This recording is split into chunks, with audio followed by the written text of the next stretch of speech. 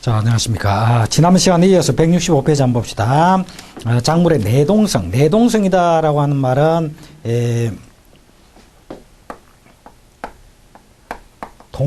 동결에 견딜 수 있는 힘이 말이에요, 그지? 동결에 견딜 수 있는 힘. 그러니까 온도가 아주 낮아서 동결될 가능성, 이런 것에 대해서 어느 정도 견딜 수 있는 성질, 이런 게 이제 동결성인데, 내동성인데, 그러면 이런 내동성은 어떤 경우에 커지겠느냐라는 걸 한번 간단하게 보고 넘어가자, 이런 얘기죠. 자, B번에 보니까 세포의 삼투압이 높아지면 빙점이 낮아지고, 빙점이라는 말은 어는 점입니다. 물이 언다, 이렇게 어는 점. 그러니까 세포에게 삼투압이 높아지면 빙점이 낮아지기 때문에 내동성이 증대된다, 이렇게 이제 볼 수 있겠죠. 그래서 세포의 삼투압이 높아지면 내동성은 세포의 삼투압이 높을수록 내뱅성은 어떻다? 내동성은 더 커진다, 이런 얘기죠. 그래서 세포의 삼투압이 높을수록 내동성이 증대된다.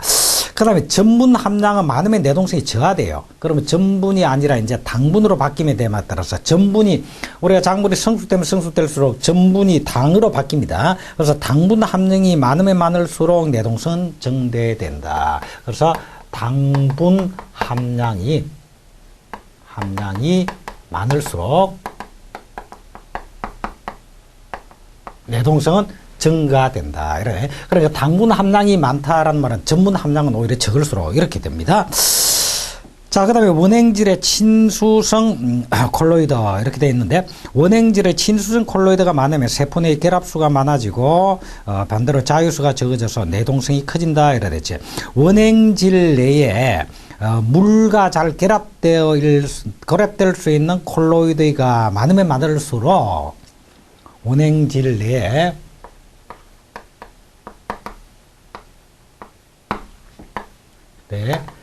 친수, 물과 잘 결합될 수 있는 친수성 콜로이드가 많을수록, 이 말은 원행질 내에 친수성 콜로이드가 많다라고 한다면 이 콜로이드와 물이 확 완전히 결합돼 버린단 말이야. 그 결합되는 성질이 강하게 나타나겠죠. 이 말은 그 세포 내에 결합수가 많아진다는 것과 똑같은 말이다. 그래서 세포 내에 결합수가 많아진다. 결합수 내에 세포와 분리가 불가능한 이런 수분입니다. 그지? 결합수가 많아지면 많아질수록 내동성은 커진다. 그 다음에 쭉 내려와서 맨 마지막 번에 I번에 세포 내에 칼슘 이온이라든지 무기성분, 그래서 이 칼슘 이온은 세포 내 결빙을 억제하는 작용이 크고 마그네슘 이온도 억제 작용이 크다. 그래서 세포 내에 무기성분으로서 칼슘 이온이나 마그네슘 이온이 많이 있으면 결빙을 억제하기 때문에 칼슘 이온이나 마그네슘 이온이 세포 내에 많이 있을 경우에, 칼슘이나 마그네슘 이온이 많이 있을 경우에 내동성은 증가된다, 이런 얘기. 자, 그래서 이걸 이제 정리를 하면 삼투압이 클수록, 당분 함량이 많을수록, 그리고 결합수가 많을수록, 그리고 칼슘이나 마그네슘 이온이 많을수록 내동성은 커진다. 내동성은 커진다. 자, 그 다음에 니은에 내동성의 계절적 변화, 갱화라고 하는 것은 이건 뭐냐면 어떤 그 불리한 환경에 잠깐씩 노출시킴으로써 거기에 단련을 시키는 걸 갱화라고 합니다. 그래서 월동작물이 5도씨 이하의 저온에 계속 처하게 되면 월동작물에게 5도씨 이하의 저온에 순간순간 자주 이렇게 노출된다. 노출되면 밑에 내동성이 커지는데 이를 갱화라고 한다. 밑줄 다 끊으시고요. 그래서 월동작물이 5도씨 이하의 저온에 계속 처하게 되면은 내동성이 커지는데 이를 갱화라고 한다. 밑줄 끊으시고요. 그 다음에 밑에 참고로 내동성이 상실되는 경우, 그래서 갱화된 것을 다시 높은 온도에 노출시키면은 내동성은 약해진다. 이걸 내동성 상실이라고 그래. 자, 여기서 이제 이거는 꼭 갱화뿐만 아니라, 내동성뿐만 아니라 갱화라고 하는 것은 조금 전에 이야기했듯이 어떤 불리한 환경에 자꾸 노출시킴으로써 거기에 대한 단련을 시키는 걸 갱화라고 그래. 자, 그러면 이제 내동성을 기르기 위해서 갱화시키겠다라고 한다면 결국은 낮은 온도에 자꾸 노출을 시키는 거지. 낮은 온도에 자꾸 노출을 시키면 이제 내동성이 높아집니다. 내동성이 높아집니다. 이 갱화가 되는 거지. 내동성이 높아지지. 그런데 그렇게 갱화가 됐다라고 하더라도 다시 높은 온도에 노출을 시키면 내동성은 또 약해진다 말이야. 그래서 이걸 내동성의 상실이다 이렇게 이야기합니다. 그 다음에 휴면하는 내동성이 극히 강하다 이랬지. 휴면이다라고 하는 말은 일시적으로 생장이나 생리적 활동을 완전히 멈추는 건 아니고 거의 멈춘 상태를 유지하는 거. 이게 휴면이야. 근데 휴면 상태에 들어가면은 양분의 소모도 거의 없고 그런 상태를 유지하고 있다가 휴면이 타파되면서 이제 발화가 되는 거죠. 그죠? 휴면이 타파되면 발화가 됩니다. 자, 그러니까 이런 휴면 상태에서는 내동성이 아주 강합니다. 그래서 개울의 휴면 상태를 유지하면서 종자가 그대로 생명을 유지하고 있는 경우가 대부분이죠. 그래서 휴면안은 내동성이 극히 강하다. 이 밑줄 쫙 끊으시고요. 자, 그 다음에 쭉 넘어와서 166페이지에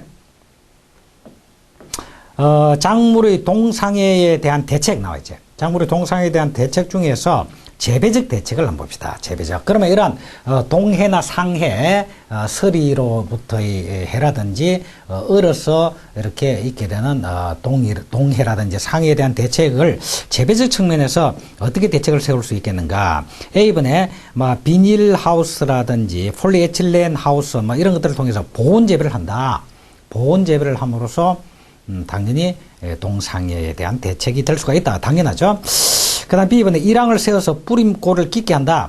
그래서 우리가 파종을 하더라도 일항을 세워서 골을 세워서 그다가 이제 씨를 뿌리는데 뿌림골을 깊게 하면은 그만큼 흙으로서 덮어져서 피복 효과가 있어서 보온을 유지해 줄 수가 있다. 그래서 뿌리골을 깊게 한다.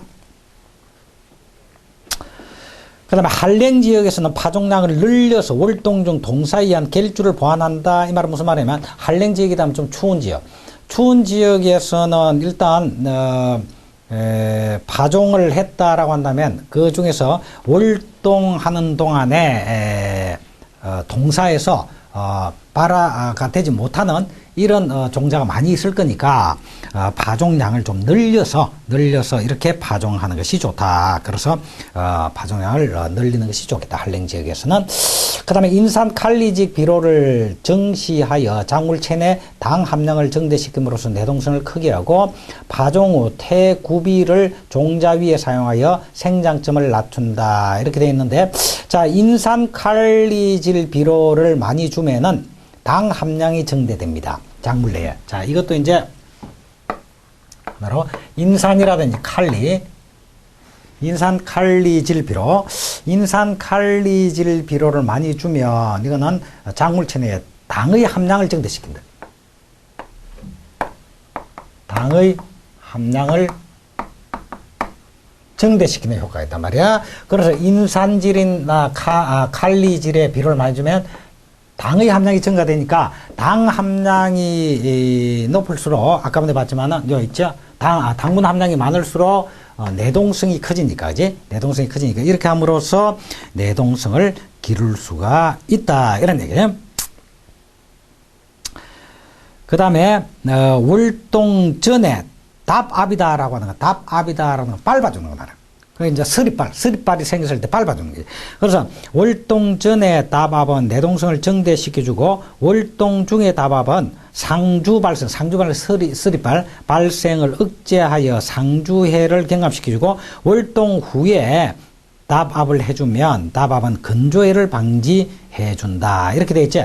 그래서 우리 답압이다라고 하는 건 이제 밟아주는 것인데, 월동 겨울을 지난 월동 전에 밟아주는 거, 월동 중에 밟아주는 거, 월동 후에 밟아주는 거, 이런 이야기죠, 그지? 그래서 월동 전에 밟아주면은 내동성이 증가된다. 밟아주면 내동성이 높아진다. 월동 중에 밟아주면 겨울에 쓰리발이 막 써 있는데 이걸 밟아주면은 쓰리발로부터 발생되는 상주해를 경감시켜 줄 수 있다.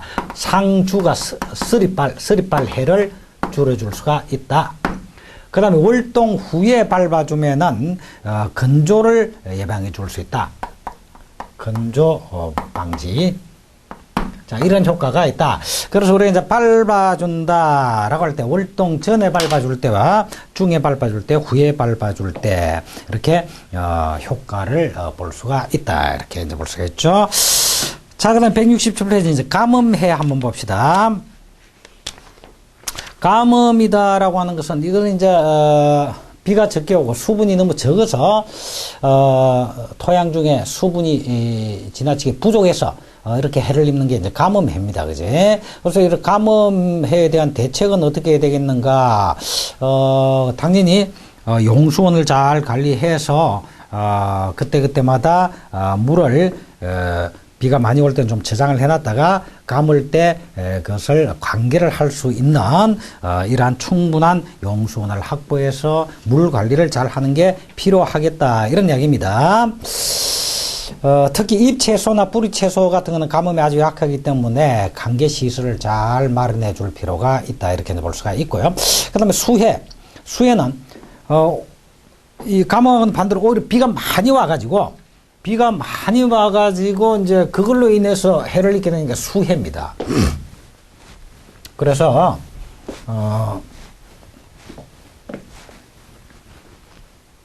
이러한 수해에 대한 대책 해가지고 167페이지에 치산치수다. 그래서 산을 잘 관리하고 물을 잘 관리한다. 치산치수다.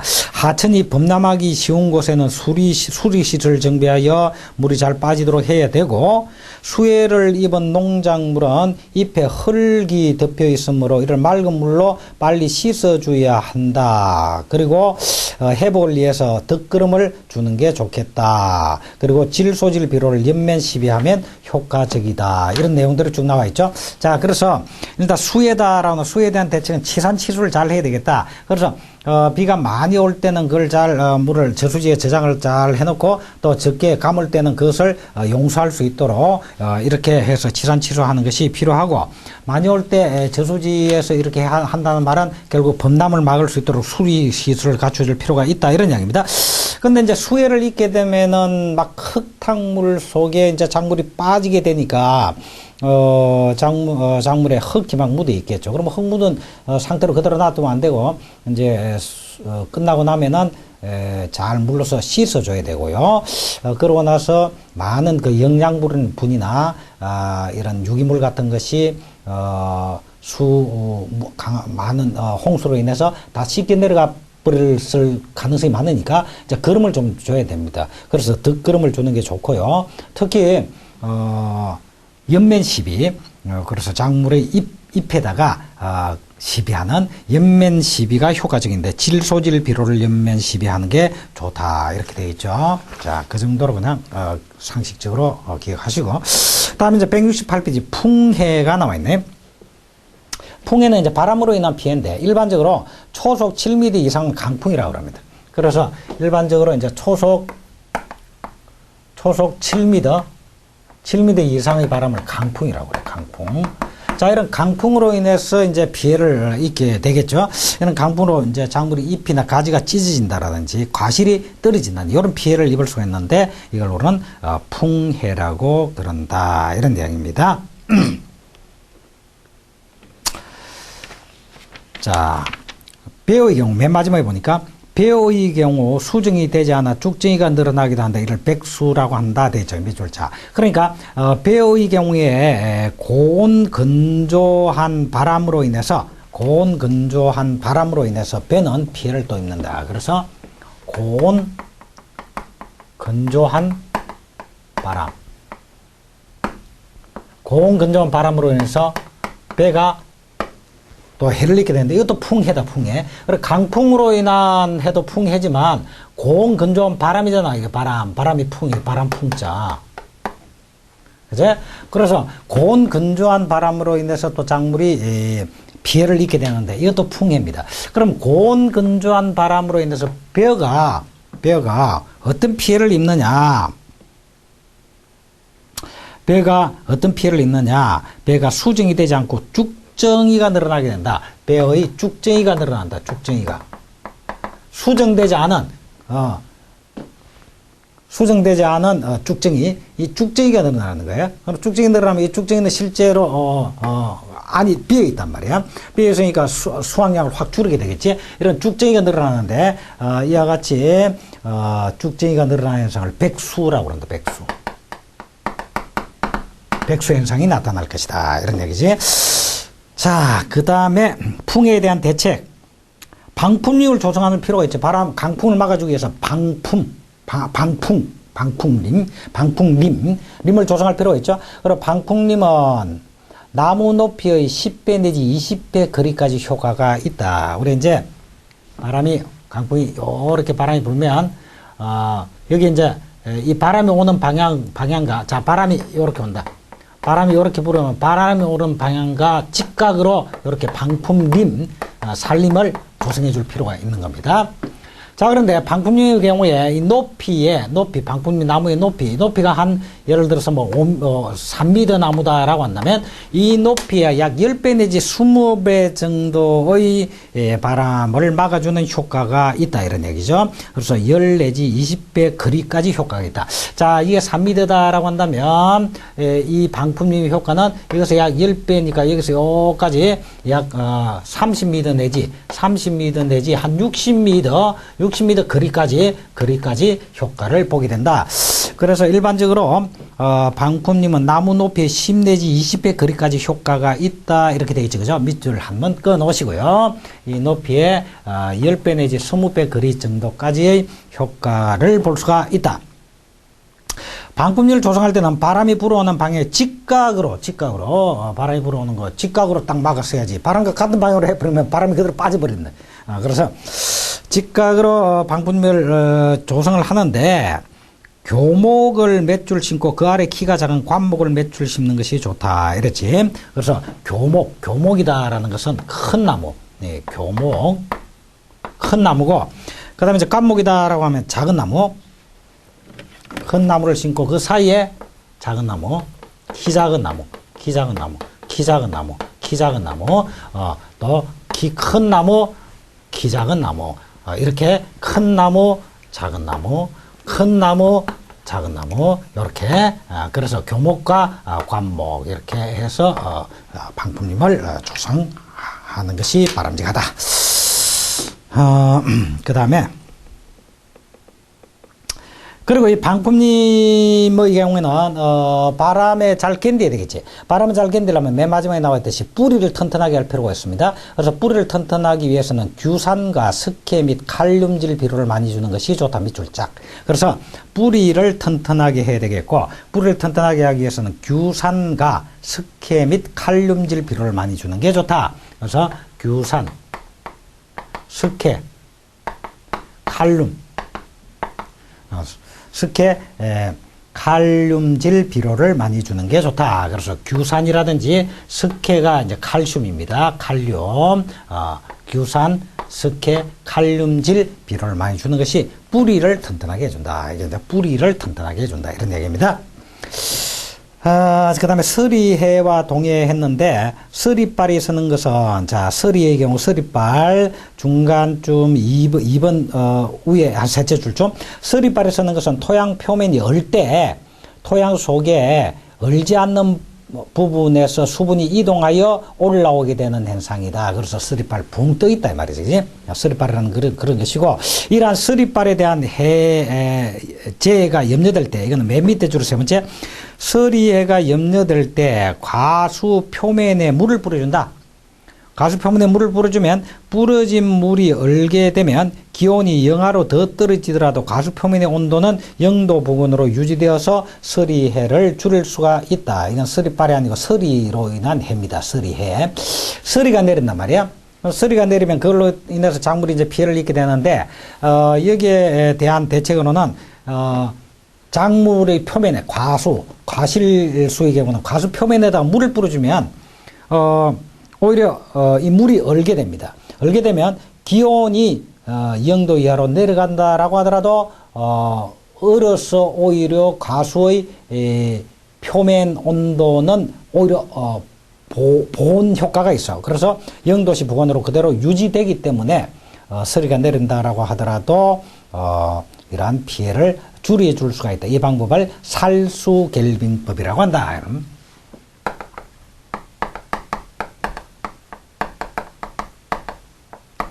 살수갤빙법은 말 그대로 물을 뿌려서 갤빙시키는 거야.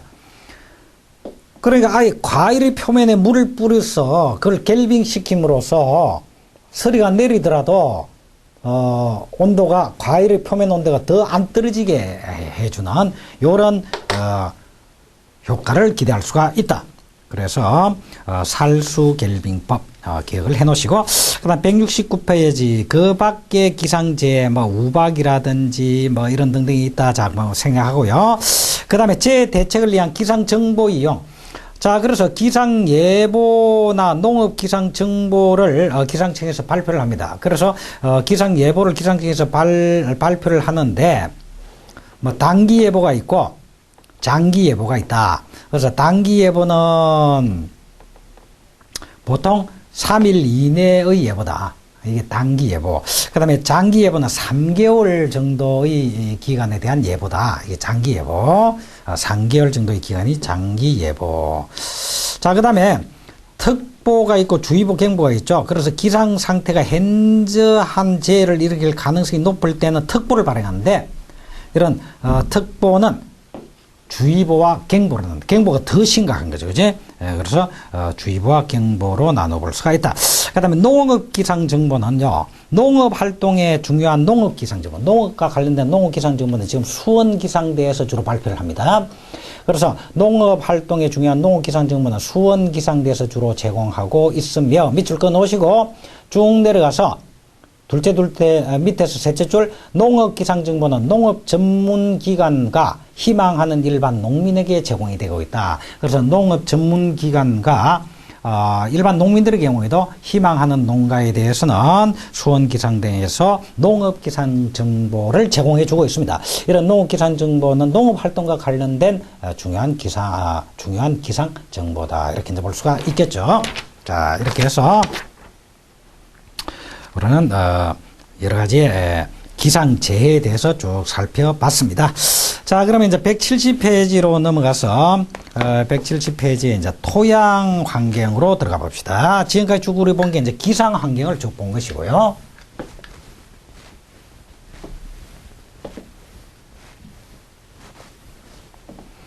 기상 환경을 쭉 본 것이고, 이제 토양 환경을 한번 보자.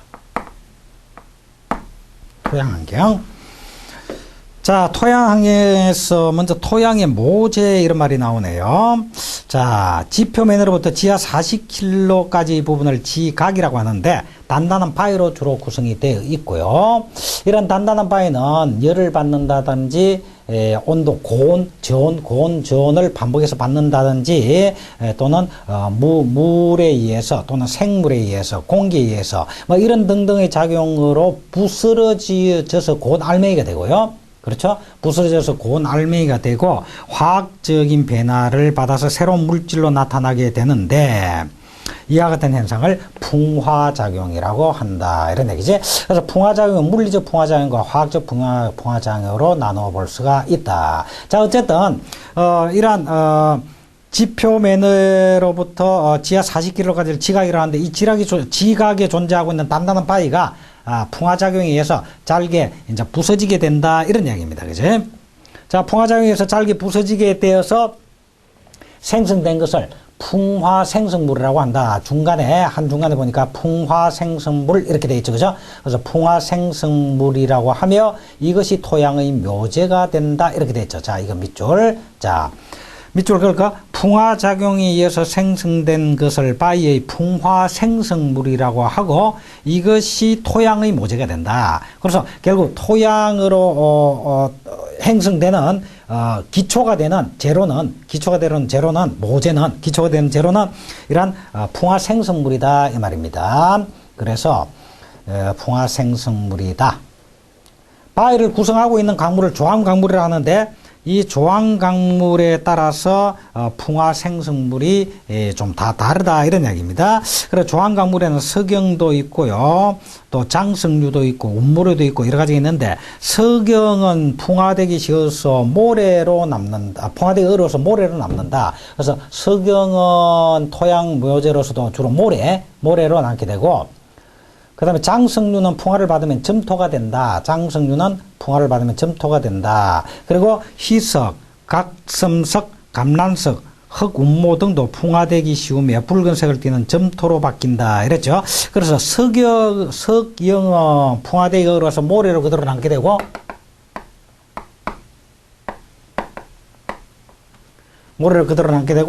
나머지 것들은 대부분 다 장석류라든지 운모류, 백운모, 흑운모 같은 운모류라든지 희석, 각섬석, 감란석 이런 등등은 풍화되어 점토가 된다. 그래서 자 예를 들어서 장석류라든지 운모류라든지 이런 것들은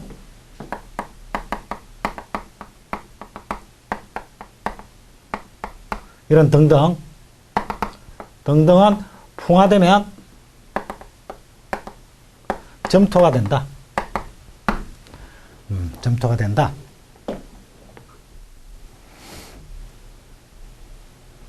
자, 이렇게 볼 수가 있겠죠. 그래서, 이렇게 이제 모래라든지 이제 점토 같은 것이 이렇게 행성이 될 수 있고, 이것이 이제 토양을 구성하는 성분이 될 것이다. 이렇게 이제 볼 수가 있습니다. 자, 그런데, 풍화생성물의 이동과 퇴적 이렇게 나와 있는데 170페이지에 이동과 퇴적에서 둘째 줄 모재가 제자리에 그대로 남아서 생성된 토양을 잔적토라고 하고 풍화돼서 생성된 풍화생성물이 토양의 모재인데 이러한 풍화생성물 자체가 풍화에서 생성된 생성물 이게 토양의 모재가 되는데 이 생성물 자체가 그 생성된 그 자리에서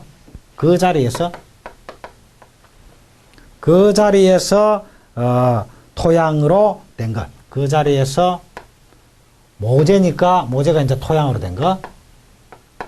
그 자리에서 토양으로 된 것. 이걸 뭐라고 그러냐면 잔적토라고 그런다. 그 자리에 남아서 잔적토. 그 자리에 남아서 토양이 된 겁니다. 잔적토라고 그러고, 이게 이제 이동을 해가지고, 잔적토라고 그러고, 그런데 잔적토는 토층이 얇고 화학적 성질이 밑바닥의 것과 같으며 땅은 메마른 편이다. 그런데, 그 자리가 아니라 이동을 해서, 그 자리가 아니라, 토양 모재가 풍화된 생성물이 그 자리가 아니라, 딴 데로 이동되어서 토양으로 된 것. 이것을 이제 이동한다. 운반된다. 운적토. 운반돼서 토양이 되다. 운적토라고 그래요. 운적토. 자, 운적토인데, 이것도 운적토가, 중력의 작용으로 인해서, 이동된 것. 이건 붕적토라고 그러고, 물의 작용에 의해서 이동된 것 충적토라고 그러고, 빙하의 작용에 의한 게 빙적토, 바람의 작용에 의해서 이동됐다 풍적토, 뭐 이런 등등이 있는데 우리나라에서 중요한 것은 주로 충적토다. 물의 작용에 의해서 주로 이동이 된 것이다. 그래서 운적토에는 이러한 뭐 빙적토라든지 붕적토라든지, 붕적은 이거는 이제 중력에 의해서, 충적토는 물의 작용에 의해서, 그 다음에 풍적토, 바람의 작용에 의해서 이동된 것이고, 뭐 이런 등등, 빙적토, 뭐 이런 등등이 있는데, 우리나라에서는 주로 대부분이 충적토다. 이거는 이제 물의 이동에 의해서, 물을 통해서 이동되어서 토양 모재가 그 자리가 아니라 이동된 자리에서 토양이 된 것, 충적토, 물에 의해서 이것이 우리나라의 경우는 대부분이다. 그래서 이러한 충적토는 자, 물이라고 하더라도 하천이냐 또는 바닷물이냐 호수물이냐. 그래서 하천이다 하성토, 바닷물 바다 해자서 해성토, 호수다 호성토 뭐 이런 정도로 이야기하는데 이러한 충적토들은 주로 물가의 팽야를 이루고 있다. 그렇죠, 그제? 물가의 팽야를 이루고 있다. 이런 이야기입니다. 자, 쭉쭉쭉 내려가서 충적토, 토양의 생성작용 바로 위에 일반적으로 충적토는 토층이 두껍고 기름지며 수리가 편리하고 물대는 게 편리하고 농토로 이용하기가 적당하다. 우리나라의 큰 팽야는 대부분이 충적토이다 되어 있죠. 이웃 밑줄 쫙. 자, 그래서 이제 충적토가 중요하다 이랬지. 충적토. 그래서 밑줄 끌게 충적토는 토층이 두껍고 기름지고 수리가 편리하고 농토로 이용하기에 적당해서 우리나라의 큰 팽야는 대부분 다 뭐다? 충적토다. 자, 요 정도 밑줄 그어 놓으시기 바랍니다. 자, 그래서 이제 토성이다라고 토양의 구성, 토지의 구성은 여기서 생성된 석영으로부터 생성된 모래라든지 장성류, 운모로 전기 풍화돼서 생성된 점토라든지 이런 비율이, 점토의 비율이 어느 정도 되느냐에 따라서 토성을 구분하고요. 그 다음에 풍화 생성물이 그 자리에서 토양으로 된 걸 잔적토, 그 자리에 남았다 잔적토.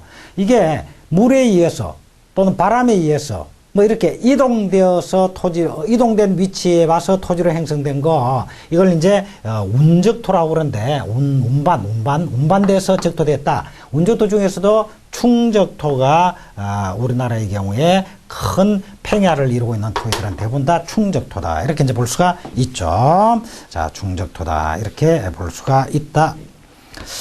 자, 그 다음에 이번 시간 여기까지 하고 다음 시간에 그 다음으로 넘어가도록 하겠습니다. 자, 이번 시간 여기까지 하겠습니다. 수고하셨습니다.